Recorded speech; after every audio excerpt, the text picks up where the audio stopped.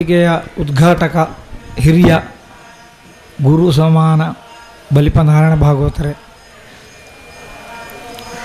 ಮಿತ್ರರಾದ ದಿನೇಶ ಅಮ್ಮಣ್ಣಯರೇ, ಮೊದಲಗಾರರುಗಳೇ, ಬಂದಿರುವ ಯಕ್ಷಗಾನ ಪ್ರೇಮಿಗಳೇ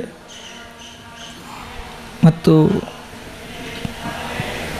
ಪತ್ರಿಕಾ ಮಾಧ್ಯಮದವರೇ, ಈ ಕಮ್ಮಟದ ಅಧ್ಯಕ್ಷತೆ ವಹಿಸಿದ್ದೇನೆ.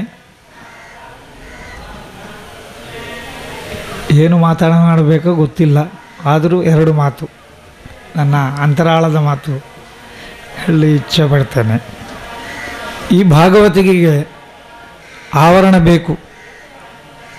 ಈ ಆವರಣ ಇಲ್ಲ ಅಂತಾದರೆ ಬೇಲಿ ಇಲ್ಲದ ಕೃಷಿಯಂತೆ ಆಗ್ತದೆ ಅಂತ ನನ್ನ ಅಭಿಪ್ರಾಯ. ಪರಂಪರೆ ಖಂಡಿತ ಬೇಕು. ಹಾಗೆಂತೇಳಿ ಈಗಿನ ಕಾಲಕ್ಕೆ ಹೊಸತನವು ಸ್ವಲ್ಪ ಸೇರಿಸಿದರೆ ತಪ್ಪಾಗಲಿಕ್ಕಿಲ್ಲ ಅಂತ ಬಲಿಪರಲ್ಲಿ ಮೊದಲೇ ಕ್ಷಮೆ ಯಾಚಿಸ್ತೇನೆ. ನಾನು ಸ್ವಲ್ಪ ಯಕ್ಷಗಾನ ಹಾಳು ಮಾಡಿದ್ದೇನೆ ಇಲ್ವ ಅಂತ ನನಗೆ ಗೊತ್ತಿಲ್ಲ, ಅಂತೂ ಸ್ವಲ್ಪ ಹೊಸತನವನ್ನು ಸೇರಿಸಿದ್ದೇನೆ. ಯಾಕಂದರೆ ಈಗ ಬಂದ ಪ್ರೇಕ್ಷಕರಿಗೂ ಸಮೇತ ರಾಗಜ್ಞಾನ, ಪ್ರಸಂಗಜ್ಞಾನ, ತಾಳಜ್ಞಾನ ಎಲ್ಲವೂ ಇದೆ, ಖಂಡಿತ ಇದೆ.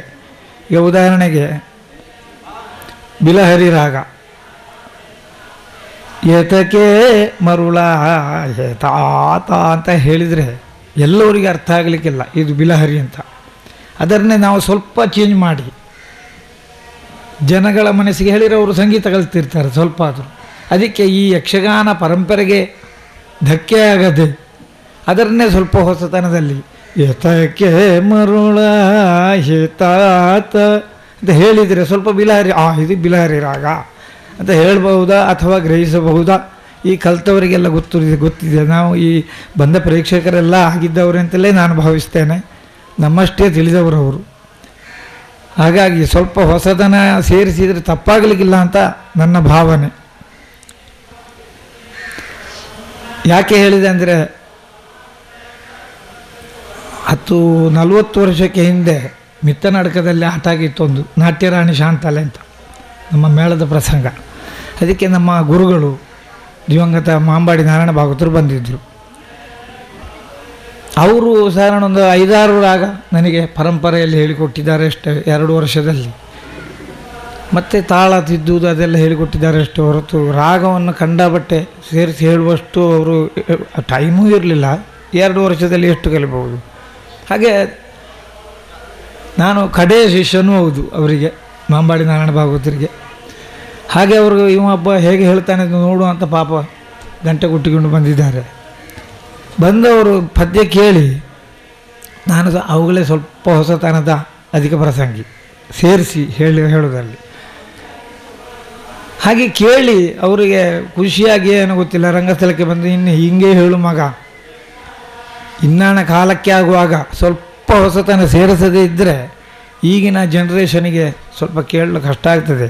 ಹಾಗಾಗಿ ಹೀಗೆ ಹೇಳು ಅಂತ ಹೇಳಿ ನನ್ನನ್ನು ಹರಿಸಿ ಹೋಗಿದ್ದಾರೆ. ಹೋದವರು ಮತ್ತೆ ಅವರನ್ನು ನಾನು ಮತ್ತೆ ಕಾಣಲಿಲ್ಲ. ಹಾಗಾಗಿ ಈ ಪರಂಪರೆಗೆ ಸ್ವಲ್ಪ ಆದರೂ ಹೊಸತನ ಸೇರಿಸಿದರೆ ಸ್ವಲ್ಪ ಒಳ್ಳೆಯದಾಗ್ಬೋದು ಅಂತ ನನ್ನ ಅಭಿಪ್ರಾಯ. ಮತ್ತು ಈಗಿನ ವೇಷಧಾರಿಗಳಿಗೂ ಎಲ್ಲರಿಗೂ ಅನುಕೂಲವಾಗುವಂತೆ ಸ್ವಲ್ಪ 2 ಸಲ ಹೇಳಬೇಕಾಗ್ತದೆ, 3 ಸಲ ಹೇಳಬೇಕಾಗ್ತದೆ. ತಪ್ಪಿರ್ಬೋದು, ಆದರೆ ಹೇಳದೇ ಇದ್ದರೆ ಇವನಿಗೆ ಪದ್ಯ ಹೇಳಲಿಕ್ಕೆ ಬರುವುದಿಲ್ಲ ಅಂತ ಹೇಳುವ ಜನಗಳು ಈಗ ಇದ್ದಾರೆ. ಮೋಸವೇ ಇದು, ನಮಗೆ ಸರಿಯಾಗಿ ಹೇಳಲಿಕ್ಕೆ ಇವನಿಗೆ ಗೊತ್ತಿಲ್ಲ ಅಂತ ಹೇಳುವ ಭಾವನೆಯೂ ಬರ್ಬೋದು ಅಂತ. ಆದ್ದರಿಂದ ಸ್ವಲ್ಪ ನಾನು ಪರಂಪರೆಗೆ ಧಕ್ಕೆಯಾಗಿ ನಾನೇ ಸೇರಿಸಿದ ಕಾರಣ ಕ್ಷಮಿಸಬೇಕೆಲ್ಲ. ಎಲ್ಲದಕ್ಕೂ ಒಂದು ಹೊಂದಾಣಿಕೆ ಬೇಕು, ಆಟಕ್ಕೆ ಆಗಲಿ ತಾಳಮದ್ದಲೆಗೆ ಆಗಲಿ. ಈ ಹೊಂದಾಣಿಕೆ ಇದ್ದರೆ ಯಕ್ಷಗಾನ ಏಳಿಗೆ ಆಗುವುದರಲ್ಲಿ ಸಂಶಯ ಇಲ್ಲ ಅಂತ ನನ್ನ ಭಾವನೆ. ಇಷ್ಟು ಮಾತ್ರ ಹೇಳ್ಬೋದಷ್ಟೆ. ಅದಲ್ಲದೆ ಇಂತಹ ಒಂದು ಭಾಗವತಿಗೆ ಕಮ್ಮಟ ಇಲ್ಲಿ ಏರ್ಪಡಿಸಿದ್ದೀರಿ. ಹೀಗೆ ಹಲವಾರು ಈ ಭಾಗವತಿಗೆ ಕಮ್ಮಟ ಏರ್ಪಡಿಸಿದರೆ ಕಲಿಯುವ ಭಾಗವತಿಗೆಯ ಇವರಿಗೂ ಅಥವಾ ಕೇಳುವರಿಗೂ ಸಂತೋಷವಾಗಬಹುದು ಅಂತ ನನ್ನ ಭಾವನೆ. ಹಲವಾರು ಆಗಲಿ ಅಂತ ಹೇಳುತ್ತಾ ಈ ಕಾರ್ಯಕ್ರಮವನ್ನು ಸಂಯೋಜಿಸಿದ ಉದಯ ಕಶ್ಯಪ ಇವರಿಗೂ ಬಂದ ಅಧ್ಯಕ್ಷರಿಗೂ, ಯಕ್ಷನಂದನ ಕಲಾ ಸಂಘದ ಅಧ್ಯಕ್ಷರು, ಗೌರವ ಅಧ್ಯಕ್ಷರಿಗೆ ಧನ್ಯವಾದವನ್ನು ಹೇಳುತ್ತಾ ನನ್ನ ಮಾತನ್ನು ಮುಗಿಸ್ತೇನೆ.